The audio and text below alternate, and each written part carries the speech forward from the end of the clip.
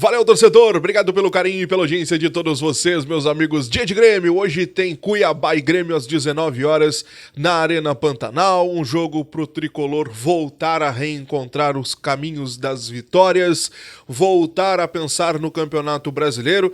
Afinal de contas, embora nós estejamos fora da zona de rebaixamento, a nossa situação ainda exige muitos cuidados, não é verdade? Hoje um confronto direto com uma equipe que está na zona de rebaixamento. O Cuiabá hoje é o vice-lanterna da competição. O Grêmio está em 14º na tabela de classificação, mas nós estamos um pouco próximos ainda ao Cuiabá. Porque se a gente parar para pensar, a diferença de 4 pontos, ela pode muito bem acabar sendo superada e acabar virando um ponto. Então o Grêmio precisa hoje de uma vitória para poder respirar melhor no Campeonato Brasileiro e daqui a pouco, quem sabe, por que não, até pensar em algo mais longe na Copa Libertadores, incorporando mais a equipe, deixando a equipe um pouco melhor, mas enfim, isso é discussão que a gente vai ter daqui pra frente, né? Mas vamos fazer o seguinte, vamos pensar no jogo de hoje, porque a gente precisa falar sobre a lista de relacionados do Tricolor, a lista que foi divulgada ontem à noite pelos repórteres, pelos colegas da Rádio Imortal. Olha só, ela tá na tua tela aí, a gente tá vendo a lista com os goleiros Kaique e Rafael Cabral, os laterais Fábio, João Pedro e Zé Guilherme, os zagueiros Jeromel, Natan Felipe, Gustavo Martins e Gemerson, os volantes Dodi, Duqueiroz, PP, Ronald e Vijaçante, os meias Monsalve, Cristaldo, Edenilson e Natan, além dos atacantes Aravena, Arezzo, Bright White, o Gustavinho e o Natan Fernandes. Diogo, qual é a equipe que tu acha que vai a campo hoje? Bom, nós temos uma ideia de uma equipe um pouco mais reserva, né? Com algumas preservações. Nós já tínhamos trabalhado a informação aqui durante a semana que o Renato até levaria alguns jogadores da equipe principal, mas que esses jogadores ficariam, num caso de emergência, ficariam no banco ali para caso a situação complicasse durante a partida. A gente pode montar uma equipe, uma provável equipe para ir a campo hoje? Assim, vamos lá. Tendo o goleiro Kaique, até porque na semana passada foi o Cabral, e mantendo o pensamento do Renato de que todos precisam ter ritmo, deveria ser o Kaique. Então provavelmente seja o goleiro dessa noite. Além dos laterais Fábio e Zé Guilherme, né? Fábio e Zé Guilherme, os zagueiros Jeromel e Gustavo Martins, os volantes Dodi, aliás, o Dodi no caso, o PP caindo pela esquerda, tendo o Edenilson pela direita, o nosso meio campo, vamos falar assim. Monsalve seria o nosso meia armador, e ali na frente eu tô apostando numa equipe tendo Gustavinho, o Gustavo Nunes, e o Arezzo. Eu tô apostando nessa equipe, até porque o Bright White, ele vem há bastante tempo sem ritmo, pelo que vinha sendo falado nos bastidores. E o Arezzo, ele já entrou em algumas partidas, já mostrou que dá sim para jogar, que é pela escolha do técnico. Então eu acredito que nós tenhamos uma equipe tendo o Arezzo e o Gustavinho. A gente tá vendo essa formação na tela, mas ela é muito fácil de mudar. Com essa equipe em campo, daqui a pouco puxa o Gustavinho para a esquerda, o Arezzo centralizado dentro da área, o Edenilson sobe para ser ali aquele nosso meia-direita e forma ali o nosso tripé no meio campo com o Monsalve, o Dodi e o PP. É uma equipe que ela dentro de campo pode ir se adequando conforme o que a partida exigir. Não é mesmo? Então às 19 horas a gente vai saber como é que o Renato vai colocar essa equipe em campo. Melhor, às 18 horas, né, que sai a escalação, mas às 19 horas o time entra em campo. Os desfalques da partida, como a gente viu na nossa lista de relacionados, são o Marquezinho, Rodrigo Eli, Kahneman, Reinaldo Carbacho, Pavon, Soteldo e Diego Costa, que foram preservados. E o Mike, com desconforto muscular, também ficou em Curitiba trabalhando. Os pendurados para hoje, gurizada, se levarem o terceiro cartão amarelo, não enfrentam o Bahia no próximo final de semana.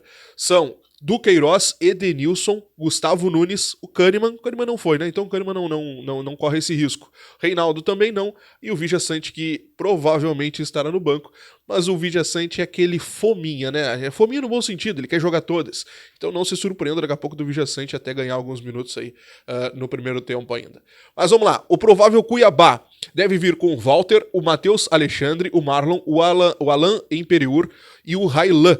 Ou o Juan Tavares, tá? Tem essa possibilidade. O Lucas Mineiro, o Denilson e o Max, o Cleison, ou até o André Luiz na vaga do Cleison ali pela esquerda, Derek, o Lacerda e o Isidro Pitá. Essa é a equipe do Cuiabá para hoje à noite. Arbitragem, tão falada e comentada arbitragem para esse jogo de hoje à noite. A CBF escalou o Bruno Pereira Vasconcelos, árbitro baiano, além dos assistentes Luanderson Lima dos Santos, também da Bahia, e o Alessandro Álvaro Rocha de Matos, também da Bahia, olha só. O quarto árbitro, também baiano, o Emerson Souza Silva. Só o VAR que não, o Rafael Trace, que é de Santa Catarina. Gente, agora vamos falar sobre outra questão muito importante, que foi outra escolha que o Renato fez nos últimos dias, que é aquela questão das 5 trocas na Copa Libertadores da América. O Renato escolheu, né? Nós tínhamos 8 contratações para poder colocar nessa lista. Nós tínhamos ali, vamos lá, deixa eu pegar aqui para mim não me perder. Rafael Cabral, Rodrigo Caio, Gemerson, Aravena, Edenilson, Monsalve, Bright White e Arezzo. Eram 8 para 5, então 3 sobrariam. Os escolhidos do Renato foram Gemerson, Aravena, Monsalve, Bright White e Arezzo. Sobraram Edenilson, Rodrigo Caio e Gemerson. O Edenilson foi uma surpresa sobrar. Tá? Eu achei que o Renato não levaria o Aravena e colocaria o Edenilson.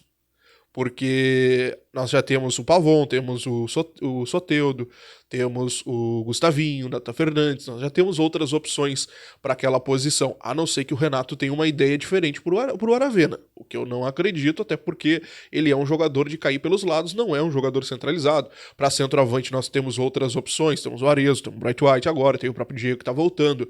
Então assim, me surpreendeu, eu achei que o Edenilson fosse ganhar essa chance, fosse ganhar essa vaga, até por ser um jogador que muitas vezes joga pela direita, às vezes joga como volante, joga até como meia, ele já jogou aqui no Grêmio, embora não seja bem a função. Enfim, me surpreendeu bastante o Edenilson ficar fora dessa lista e o Aravena, que eu acreditava que ficaria de fora, acabou entrando na vaga. Mas enfim, estes são os selecionados para os confrontos contra o Fluminense, né? Agora na próxima terça-feira, no Couto Pereira, e depois lá no Rio de Janeiro. Por quê? Porque depois o Grêmio avançando para as quartas, o Tricolor tem a chance de fazer mais 3 trocas. Aí, a depender de quem sai, poderia entrar, no caso, o Rafael Cabral, o Rafael Cabral, o Rodrigo Caio e o Edenilson nas quartas de finais. Então vamos acompanhar, mas foram os escolhidos do Renato.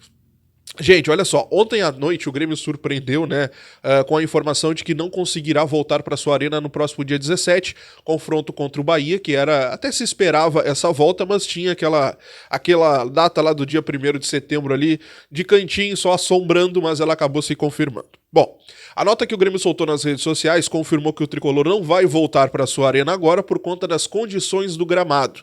Só que a história também não é só por isso. O pessoal de GZH hoje pela manhã publicou uma matéria muito importante, trazendo os pontos que não permitiram que o Grêmio voltasse para a arena no próximo dia 17, no próximo sábado. E um dos pontos importantes dessa história toda, ela mostra muito do descaso do poder público com os arredores da arena. A Brigada Militar, ela se opôs a essa volta do Grêmio para a arena neste primeiro momento, por conta da sujeira da volta da arena. Diogo, o que a sujeira tem a ver com isso? Tem muito entulho ali na volta. E esses entulhos, no entendimento da Brigada Militar, virariam facilmente armas nas mãos de bandidos em uma possibilidade de brigas, discussões ou algo do tipo. Então, por conta deste risco, a Brigada Militar exigiu que, para o Grêmio voltar para sua arena, a prefeitura precisaria fazer uma limpeza ao redor do estádio para o Grêmio poder voltar. Outra exigência da Brigada Militar para garantir a segurança de quem fosse acessar o estádio durante os jogos é a questão da iluminação. A Brigada precisa que os arredores da arena estejam 100% iluminados, além de corredores dentro do estádio. Por conta disso, a Brigada colocou todas essas questões que o Grêmio não tem o poder para poder resolver. A questão da iluminação, beleza, mesmo sendo um jogo de dia, a Brigada precisa de ter todos os corredores iluminados. Um mínimo de iluminação, pelo menos. Agora, a questão ao redor da arena, da limpeza, aí é da prefeitura e não fica a cargo nem da gestão e nem do Grêmio. A prefeitura disse que as limpezas estão sendo feitas, só que os moradores acabam colocando mais lixo. Gente, Assim, ó, o descaso o descaso da prefeitura de Porto Alegre com os bairros em volta da arena não é de hoje. Não é de hoje. A gente acompanhou. Toda a cidade de Porto Alegre já começava a se reconstruir e o Humaitá e os bairros ali em volta estavam ainda debaixo d'água. A volta da arena foi o último bairro a poder ter essa questão da reconstrução. A prefeitura de Porto Alegre sempre tratou o entorno da arena com descaso. Sempre, sempre, sempre, sempre, sempre. É a maior vergonha que nós temos daquilo ali. A maior vergonha. O Grêmio já fez de tudo, o Grêmio inclusive cobrou até do Ministério Público, cobrou do governo federal medidas para que resolvessem os problemas daquelas famílias, resolvessem os problemas do entorno ali do estádio, que é abandonado literalmente. Abandonado. Aquelas famílias foram abandonadas pelo poder público. Abandonada. E o Grêmio tá sentindo isso agora. O Grêmio está sentindo, já sentia antes. Só que acabava, né, ficando ali e tal. Agora não, agora piorou. Porque agora o Grêmio não vai poder voltar pro seu estádio com esse problema também do lixo. Do lixo. O lixo é o que também está impedindo o Grêmio de voltar para casa. Não tem condições, né? Não tem condições.